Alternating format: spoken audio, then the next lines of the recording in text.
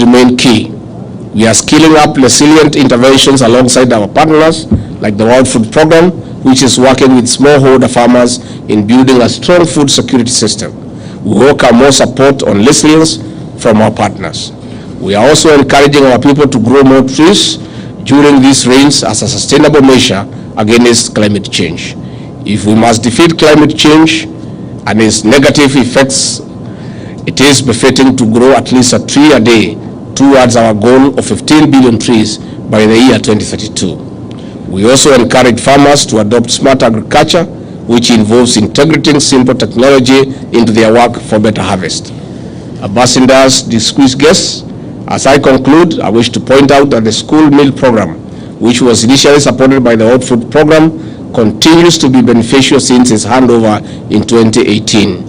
It is, however, facing challenges in reach. It is as a result that we had a very meaningful engagement with the director of the World Food Program and our team to see how to address this shortcoming. Currently, we reach about 2.5 million learners, but we wish to scale it up, resources permitting. While the UN agency has committed to support us in resource mobilization to reach more children, we appeal to other international partners to join us in keeping our children in school. It is one of the greatest ways of securing their future. Thank you, and God bless you.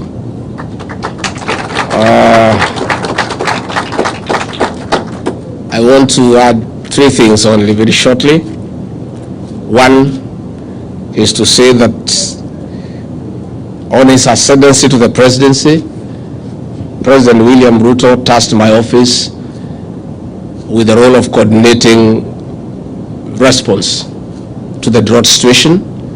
And I really want to take this moment to thank all the stakeholders, our international partners, the county governments, the World Food Program, the Kenya Red Cross, all other humanitarian organizations that we have been working with.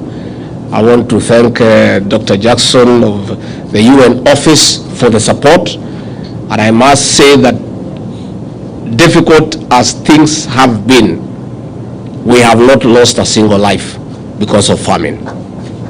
And I want to say, I really want to thank all the stakeholders for the support that you have accorded me in that role of coordinating the drought response so that we can look for ways to keep our people alive and try to protect livelihoods. I want to thank you, and I want to ask for continued support as we go into the future. Number two, I want to make a special appeal to our international partners to consider chipping in on the school feeding program as a way of keeping our children in school. As it is, many children have left school because of hunger, and one of the ways to secure their future and keep our education system going is to avail food in school. So that is a special appeal that I want to make to our partners to consider how they can help us in that particular aspect. Finally, I want to assure the people of Kenya that the country is stable. President William Ruto is in charge of the country, and I want to say that the situation that we are facing today in Nairobi, life goes on, that is why we are here.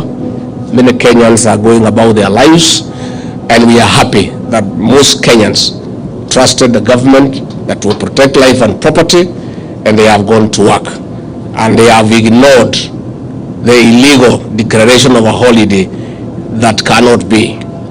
Nevertheless, quite a number of business people in the central business district in Nairobi did not open their shops and businesses, arising from fear of looting and destruction of property, having considered what happened in Kisumu, where the Azimio people looted tents, chairs, and food, and Azimio people are threatening business people not to open by threatening that they will loot their wares. As a result, this morning, because of lack of business in the CBD, the country has lost almost 2 billion shillings in terms of business. And this is money that should have been circulating in the economy. We want to urge these people to consider this afternoon to call off the chaos the mayhem, the intimidation, because what they are doing is destroying our economy. The economy had begun showing signs of recovery, and we were getting a lot of affirmation from international financial players and no other partners. But the events that are being organized by the opposition is not good for business, it's not good for the economy, and we want to ask the organizers to consider this afternoon to call off the mayhem and the chaos, so that those who did not open their businesses and shops can go back to work this afternoon. But I want to assure the people of Kenya that President William Ruto has given very firm and clear instructions to the Inspector General of Police to protect life and property. And as this afternoon, the police have taken charge of the Central Business District. No life has been lost, no property has been destroyed, and those activities will continue for the remainder of the day, tomorrow, the day after,